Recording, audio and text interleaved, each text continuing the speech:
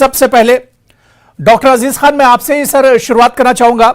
Doctor अजीज, जैसे ही कल NEET के रिजर्वेशन का ऐलान पीएम मोदी की तरफ से और सरकार की तरफ से हुआ तो सबसे पहला रिएक्शन अखिलेश यादव जी का आया। उन्होंने कहा कि समाजवादी पार्टी का जो आंदोलन था वो एक तरह से कामयाब हो गया और उस आंदोलन के पीछे सरकार को झुकना पड़ा। यानी अखिलेश यादव कहीं ना कहीं इस रिजर्वेशन के पीछे समाजवादी पार्टी और अपनी भी पीठ थपथपाते नजर आए। देखिए अबू रहरा भाई, बड़ा अहम मुद्दा है जिस पर आज चर्चा हो रहा है। जिस तरह जैसे माननीय अखिलेश यादव जी ने बयान दिया है, कोई दो नहीं, उसी में सत्यता है।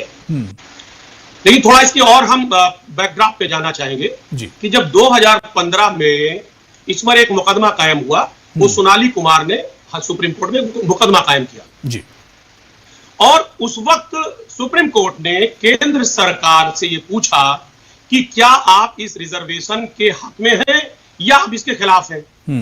तो केंद्र सरकार ने वहां पर हलफनामा दिया, वहां पर ये अपने एडमिट किया कि सुप्रीम कोर्ट का जो भी फैसला आएगा उसके पक्ष में हम खड़े मिलेंगे। एक बात जी। अब 2015 से लेकर 2021 तक अभी मुकदमा चल ही रहा है, अगली सुनवाई 3 अगस्त को है। लेकिन देखिए इनका रवैया देखिए कि उस वक्त इन्होंने कहा था हम सुप्रीम कोर्ट के फैसले के साथ रहेंगे जी। सुप्रीम कोर्ट का जो अगला डेट लगाए वो 3 अगस्त को लगाए। बिल्कुल, अगर इनको ये फैसला करना ही था तो ये 2015 में ही जो आज कर सकते हैं वो 2015 में भी कर सकते थे। बिल्कुल सही। 11,000 स्टूडेंट्स के कैरियर दांव पे लगे। 11,000 ओबीसी समाज के, पिछड़े समाज के जो छात्र हैं उनका कैरियर दांव पे लग गया। 2015 से लेके 2021 तक के बीच में 11,000 बच्चे ऐसे जिनको आरक्षण नहीं मिल पाया। इसके लिए कौन जिम्मेदार होगा।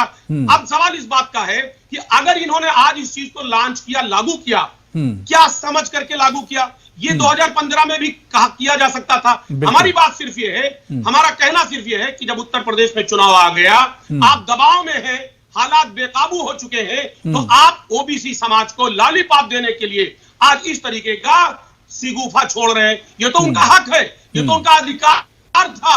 आपने उनके अधिकार को 2015 में ही ले लिया था। अब वो आज हक और हकूक की बात जो हो रही है, वो हक दोबारा मिल रहा है, तो इसमें आपका कोई इसमें रोल नहीं है, योगदान। समाजवादी पार्टी हमेशा 2015 से लेकर के लगातार हमेशा लड़ाई लड़ती रही कि इनके हक को केंद्र सरकार दे या सुप्रीम कोर्ट। चलिए ठीक है, बड़ी अच्छी बात आपने कही कि 2015 में ही ये रिजर्वेशन अगर लाया जाता तो बहुत से तलबा ऐसे थे जिनका हक नहीं छीना जाता। कुछ कहना चाह रहे हैं, कोई सवाल पूछना चाह रहे हैं? ठीक है, यासिर जिलानी जी, डॉक्टर अजीज खान जी, डॉक्टर अजीज खान सर, आप कुछ कहना चाह रहे हैं? जी अबू भाई, 2-3 सवाल है यासिर भाई से, बड़े विद्वान आदमी है। मैं ये जानना चाह रहा हूँ, ये बातें जो हो गई वो हो रही हैं, वो तो भी होंगी। हम इनसे जानना चाहते हैं कि 69,000 शिक्षकों की भर्ती हुई, पिछड़े समाज के ये हमदर्द है, इसमें कोई दो राय नहीं, और हमदर्दी दिख भी रही है। 4% उनको आरक्षण मिला, 23% आरक्षण ये खा गए। वो धरना प्रदर्शन कर रहे हैं, परेशान है। 5,858 जो शिक्षक है वो पूरी तरह से चौराहे पर है, परेशान है। उसको नौकरी नहीं मिल पा रही, ये नौकरी उसको कब देंगे। एक बात, बांदा यूनिवर्सिटी में 16 भर्तियां हुई हैं प्रोफेसर की, 11 उसमें सवर्ण ठाकुर जात के हैं, 5 सवर्ण हैं। आखिर ओबीसी कहां गया, उसका कुछ अता पता नहीं है। वो ये आरक्षण उनका कब देंगे, कब वहां पर प्रोफेसर की भर्ती कराएंगे। ये काफी हमदर्द है ओबीसी समाज के।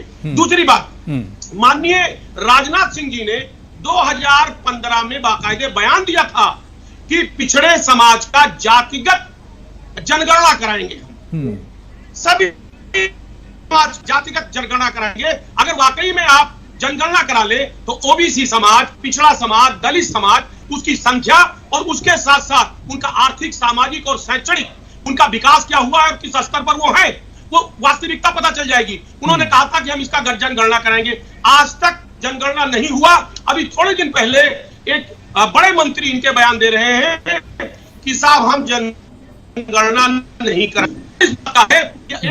ठीक है यासिर जिलानी जी, डॉक्टर अजीज आपके पास आ रहा हूं। डॉक्टर अजीज, ये तो सच्चाई है कि मामला तो अभी कोर्ट में है, लेकिन सरकार ने कोर्ट के किसी फैसला आने से पहले ही इस पर एक तरह से इसका ऐलान कर दिया।